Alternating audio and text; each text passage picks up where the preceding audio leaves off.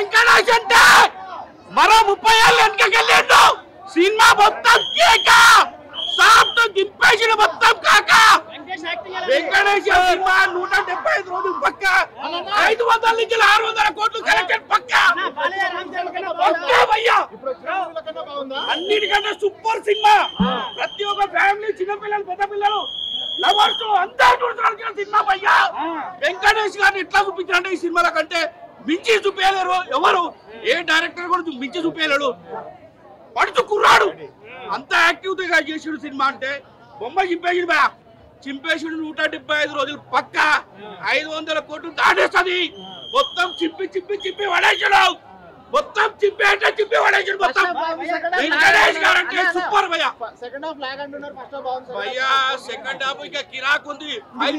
ముందంతా అనిపిస్తుంది కానీ క్లైమాక్స్ మాత్రం సూపర్. కంటెంట్ ఏం లేదు. మనం చదువుకునేటప్పుడు మన గురువులు ఎవరైతే ఉన్నారో మనం జాబులు చేసి పెద్దవాళ్ళు అయిన తర్వాత గురువులు మర్చిపోకూడదు. వాళ్ళకి కష్టం వచ్చినట్టు ఆదుకోవాలన్నది కంటెంట్. చూస్తే ఇంకా అర్థమవుతుంది. సూపర్ ఉంది సినిమా. సాంగ్స్ గురించి అనేది ప్రత్యేకించి చెప్పగలదండి. సినిమా రిలీజ్ ముందు 3 సాంగ్స్ రిలీజ్ అయ్యాయి.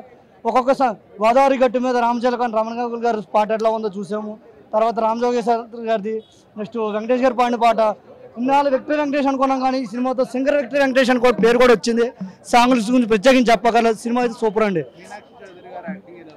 మీనాక్షి చౌదరి గారు కానీ ఇంకా సెకండ్ హీరోయిన్ ఐశ్వర్య రాజేష్ గారు కానీ ప్రతి ఒక్క క్యారెక్టర్ బాగుంది. యాక్టింగ్ బాగుంది.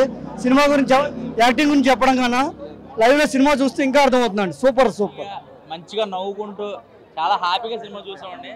సినిమా అయితే మాత్రం చాలా బాగుంది. ప్రతి ఒక్క మగాడికి కూడా ఒక ఎక్స్ గర్ల్ ఫ్రెండ్ ఉంటుంది. కానీ పెళ్ళయ్యాక పెళ్ళానికి చెప్పుకుంటే ఆడు బతుకు బస్ స్టాండ్ అయిపోద్ది. సినిమా అయితే మాత్రం చాలా కామెడీగా ఉందండి. అనిల్ రావుపూడి గారు నిజంగా డైరెక్షన్ చాలా బ్రహ్మాండంగా చేశారు. సో ఎంత పైన అంటే మళ్ళీ నాకు అయిపోద్ది. ఓవరాల్గా సినిమా అయితే మాత్రం చాలా ఎంజాయ్ చేస్తారు. ఫస్ట్ హాఫ్ అయితే మాత్రం ఇంకా నెక్స్ట్ లెవెల్ అనమాట. ఒక బొడ్డోడి క్యారెక్టర్ ఉంటుంది. అసలు వాడి కోసం మళ్ళీ వెళ్ళాలన్నమాట. అంత బాగుంది సినిమా. అసలు ఆ సినిమా ఇద్దరు ఆడవాళ్ళ మధ్య ఒక మగాడు, ఒక ఎక్స్ గర్ల్ ఫ్రెండ్ పక్కన ఒక భార్య పక్కన ఒక మగాడు ఉంటే వాడు ఎలా ఉంటాడో, వాళ్ళ ప్రెస్టేషన్ ఎలా ఉంటుందనే చూపించారు. నిజంగా ప్రతి లైఫ్ లో కూడా ఒక మగాడికి ఒక గర్ల్ ఫ్రెండ్ ఉంటుంది కదా, వాళ్ళిద్దరి మధ్యన నిజంగా దొరికిపోతే ఎలా ఉంటుందని చూపించాడు.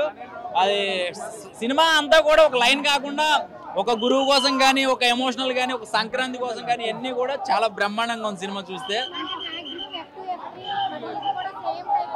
లేదండి, దానికి దీనికి ఎటువంటి సంబంధం లేదు. దేనికి ఏం మూవీకి ఏం సేమ్ ఏం లేదు. మెసేజ్ మాత్రం బాగుంది. ఈ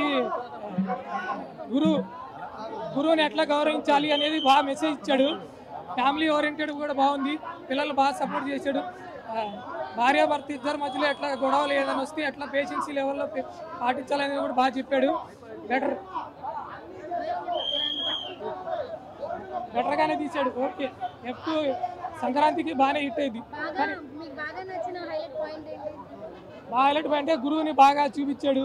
భార్యాభర్త మధ్యలో గొడవలు ఏదన్నా ఉంటే పేషెన్సీ లెవెల్లో ఫ్రీగా చెప్పాడు. బాగా మెసేజ్ చూపించాడు. హాయ్ హలో మెస్మరైజ్ చేసే మూవీ ముచ్చట్లు, రిలీజ్ అయిన వెంటనే రివ్యూస్, మీ అభిమాన తారల రియల్ స్టోరీస్, సినిమా సమాచారం ఏదైనా క్షణాల్లో మీ చెంతకు. మరింకెందుకు ఆలస్యం, యోయో సినీ టాకీస్ ని సబ్స్క్రైబ్ చేసుకోండి. హలో నోటిఫికేషన్ కోసం గంట కొట్టడం అస్సలు మర్చిపోకండి.